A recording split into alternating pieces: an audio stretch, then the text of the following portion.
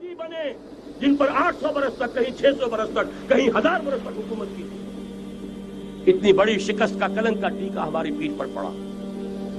पहले अजाब का कोड़ा आ गया था, 25 बरस हो गए थे कमरी हिसाब से, नोट कर लीजिए। ये न समझिए 24.25 बरस हुए थे, 24.25 बरस कमरी हिसाब से 25 बरस थे। और अब नोट कर लीजिए, अगले 25 बरस के पूरे होने में अगले रमजान की 27 तारीख तक सिर्फ मोहलत है। निस्फ सदी पूरी हुआ चाहती, कोई अजब नहीं उस अज़ाबुल अदना से बाद हम जागे नहीं, होश में नहीं आए। कोई अजब नहीं कि बड़े अज़ाब का कोड़ा हमारी पीठों पर बरस जाए। लेकिन मुझे यह यकीन है, नोट कर लीजिए, अगर ये दूसरा इम्कान हो गया, खुदा ना खास्ता अल्लाह के अज़ाब का कोड़ा हमारी पीठ पर बरसा, मुझे यकीन है अल्लाह हिंदुओं को मुसलमान बनने की तौफीक देगा। लेकिन इस्लाम का बोलबाला इसी खित्ते से होगा।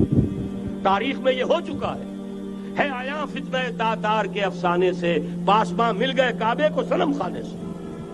तातारियों के हाथों करोड़ों मुसलमान कत्ल हुए, लेकिन इस्लाम ने तातारियों को फतह कर लिया।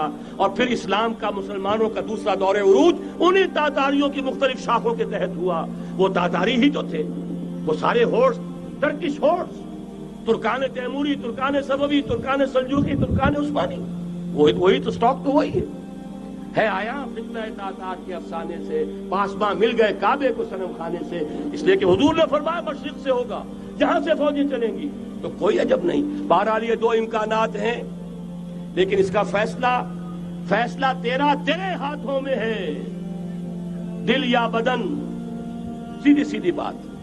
अगर तो अब भी हम ठीक हो जाए, जाग जाए, होश में आ जाए, कौम यूनुस की तरह तौबा कर ले, तो बगैर अजाब के कोड़े के रहमत खुदाबंदी हम पर साया करेगी। अगर हम न जागे तो वो अजाब का कोड़ा आएगा।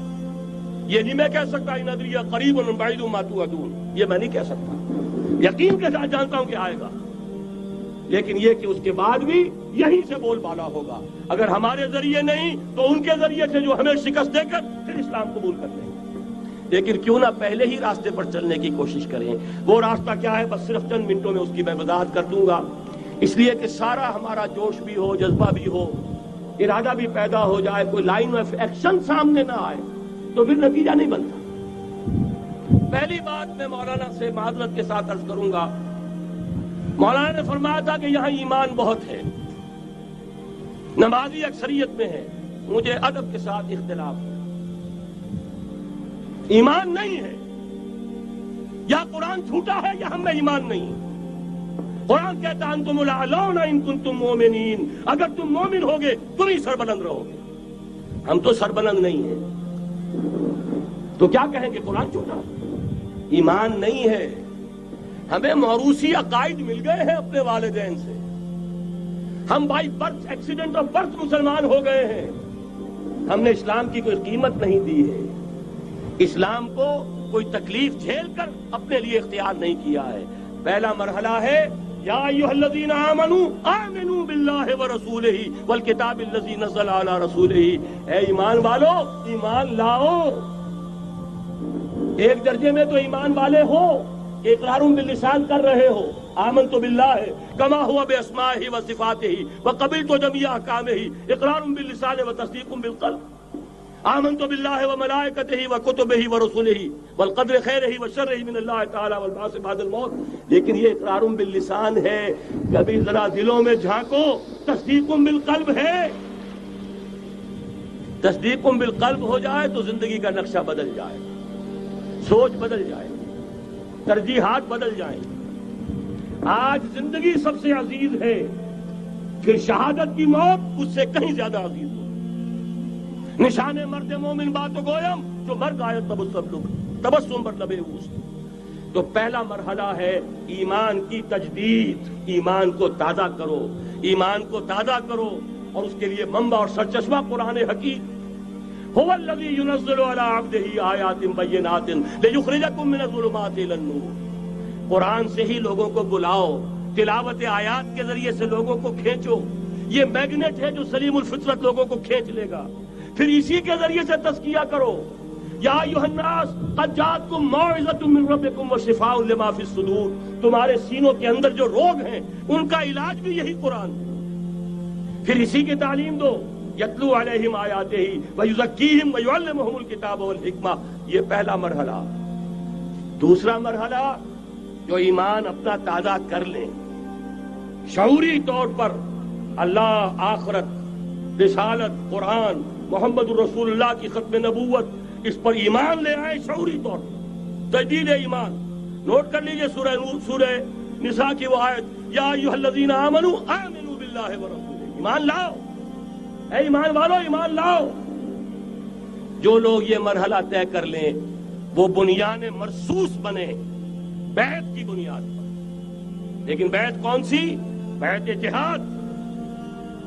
یہ جو بخاری شریف میں ترانہ آیا ہے صحابہ کرام کا، غزوہ خندق میں جب صحابہ کدالیں چلا رہے تھے، خندق کھودی جا رہی تھی، تو ان کی زبانوں پر ایک شعر تھا، نحن الذین بایعوا محمدا علی الجہاد ما بقینا ابدا، ہم وہ ہیں جنہوں نے محمد سے بیعت کی ہے جہاد کی، جب تک جان میں جان ہے جہاد جاری رہے گا۔ یہ جہاد کی بیعت۔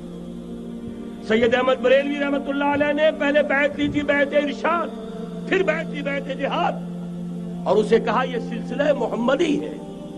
سلسلہ چشتیہ میں بیعت ہو گئی، سلسلہ سہروردیہ میں ہو گئی، سلسلہ نقشبندیہ میں ہو گئی، سلسلہ قادریہ میں ہو گئی، اب آؤ بھائی سلسلہ محمدیہ میں بیعت کرو، اور سلسلہ محمدیہ جہاد کی بیعت ہے۔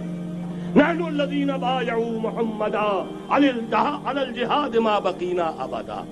اس جہاد کی بیعت سے منظم ایک امیر کا حکم، بایعنا رسول اللہ صلی اللہ علیہ وسلم علی السمع والطاعۃ فی العسر والیسر والمنشط والمکرہ وعلی اثرۃ علینا وعلی ان لا ننازع الامر اہلہ وعلی ان نقول بالحق اینما کنا لا نخاف فی اللہ لومۃ لائم۔ ایک حدیث متفق علیہ، بخاری میں، مسلم میں بھی، یہ ہے وہ اسلامی حزب اللہ کا دستور۔ نمبر 3 کام کیا ہوگا؟ جہاد۔ جماعت بن گئی جہاد، لیکن جہاد کا پہلا مرحلہ ہے جہاد باللسان، زبان سے جہاد، دعوت، تلقین، نصیحت، اور ان سب کا مرکز و محور قرآن۔ جہاد بالقرآن، جہاد باللسان، جہاد بالقرآن۔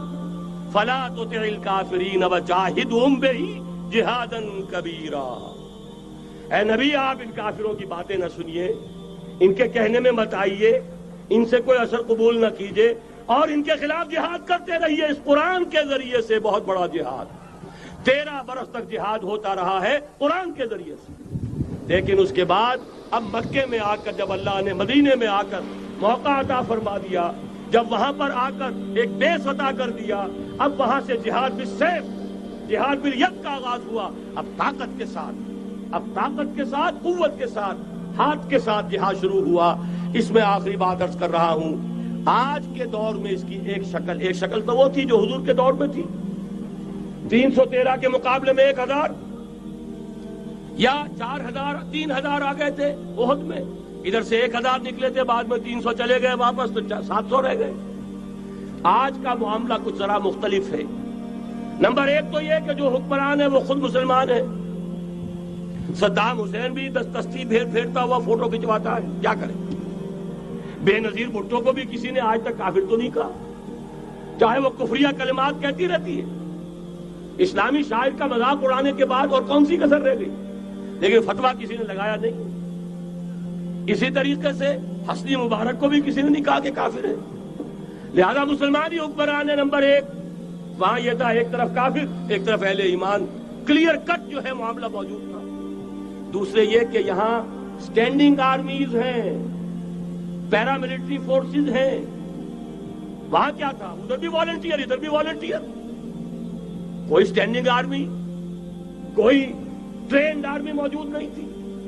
313 بھی والنٹیئر تھے، 1000 بھی والنٹیئر تھے، البتہ یہ کہ اسلحہ کا فرق تھا۔ لہذا آج کی دنیا میں معاملہ، اس کی ایک مثال ایرانیوں نے پیش کر دی ہے، اور وہ ہے یک طرفہ جنگ، غیر مسلح، پرامن، منظم احتجاج۔ سڑکوں پر نکل آئیں گے جب طاقت ہوگی، جب نہیں چلنے دیں گے اس نظام کو، نہیں دیں گے ٹیکس، نہیں چلنے دیں گے ان بینکوں کو، پکیٹنگ ہوگی، گھراؤ ہوگا، نہیں چلنے دیں گے۔ سود حرام ہے، اللہ اور اس کے رسول کے خلاف اعلان جنگ ہے، نہیں چلنے دیں گے، لیکن اس کے لیے پہلے طاقت ہو، صداقت کے لیے جس دل میں مرنے کی طرف پہلے اپنے پیکرے خاکی میں جان پیدا کرے۔ محمد عربی نے مکے میں نہیں شروع کر دیا تھا جہاد صلی اللہ علیہ وسلم، حالانکہ 150-200 آدمی تو وہاں بھی موجود تھے، لیکن یہ کہ نہیں، آپ حالات عالم اسباب ہے اس کا جائزہ لے کر کوئی قدم اٹھائیں گے۔ قرآن میں خود کہا گیا ہے، اے مسلمانوں پہلے تم 10 پر 1 بھاری تھے، اب تمہارے اندر الآن فیکم ضعفا، اب کچھ کمزوری آ گئی ہے، اب 2 پر 1 بھاری رہے گا۔ لیکن کمزوری اسی وقت آ گئی تھی، اوسط جو ہے کم ہو گیا۔ نئے جو مسلمان ہوئے تھے ان کی وہ پختگی تو نہیں تھی جو مکے کے مہاجرین کی تھی، جو ان آزمائشوں کی بھٹیوں میں سے گزر کر آئے تھے، جو کندن بن کر نکلے تھے ان آزمائشوں کی بھٹیوں سے۔ لہذا جان لیجئے آج کے دور میں جہاد بالید یک طرفہ جنگ کی صورت میں ہوگا، اور اگر ایرانیوں نے کر کے دکھا دیا تو ڈوب کر مر جانے کا مقام ہے سنی مسلمانوں کے لیے کہ وہ نہ کر سکے۔ جب بھی میں بات کرتا ہوں کہتے ہیں یہاں نہیں ہو سکتا، کیوں؟ یہاں کوئی صاحب ایمان نہیں، یہاں کوئی صاحب غیرت نہیں، کوئی صاحب حمیت نہیں، میرے نزدیک جھوٹ ہے۔ جانے دینے کے لیے تو نظام مصطفیٰ میں بھی آ گئے تھے، نام نہاد نظام مصطفیٰ تحریک، ہر ایک نظام مصطفیٰ تحریک نہیں تھی، وہ صرف بھٹو کے خلاف ایک تحریک تھی، ورنہ ولی خان ہو، پیر پگاڑا ہو اور اصغر خان صاحب ہو، یہ نظام مصطفیٰ کے ماننے والے، قائم کرنے والے، وہ صرف بھٹو کے خلاف تحریک تھی۔ لہذا اس میں بھی مسلمانوں نے جانیں دے دی، تو اب آپ سوچئے کہ پھر کوتاہی ہماری ہے، ہم نے راستہ ان کے سامنے رکھا نہیں، بات واضح کی نہیں، لوگوں کو عمل کے لیے ابھارے، راستہ بھی تو دکھائیں۔ نمبر 1 ایمان کی تجدید بذریعہ قرآن، وہ جنس نہیں ایمان جسے لے آئیں دکانیں فلسفہ سے، ڈھونڈے سے ملے گی عاقل کو یہ قرآن کے سیپاروں میں۔ مولانا ظفر علی خان کا ایک شعر پہلے پڑھا تھا میں نے کہ نور خدا ہے کفر کی حرکت پہ خندزن، پھونکوں سے یہ چراغ بجھایا نہ جائے گا۔ انہی کے شعر پر تقریر ختم بھی ہو رہی ہے۔ ایمان کا منبع اور سرچشمہ قرآن، وہ جنس نہیں ایمان جسے لے آئیں دکانیں فلسفہ سے، ڈھونڈے سے ملے گی عاقل کو یہ قرآن کے سیپاروں میں۔ تجدید ایمان بذریعہ قرآن، اجتماعیت بذریعہ بیعت جہاد، بیعت سمع و طاعت فی المعروف۔ نمبر 3 جب تک طاقت کافی نہیں ہے جہاد باللسان، کہو تو صحیح، یہ فحاشی خدا کے لیے ختم کرو۔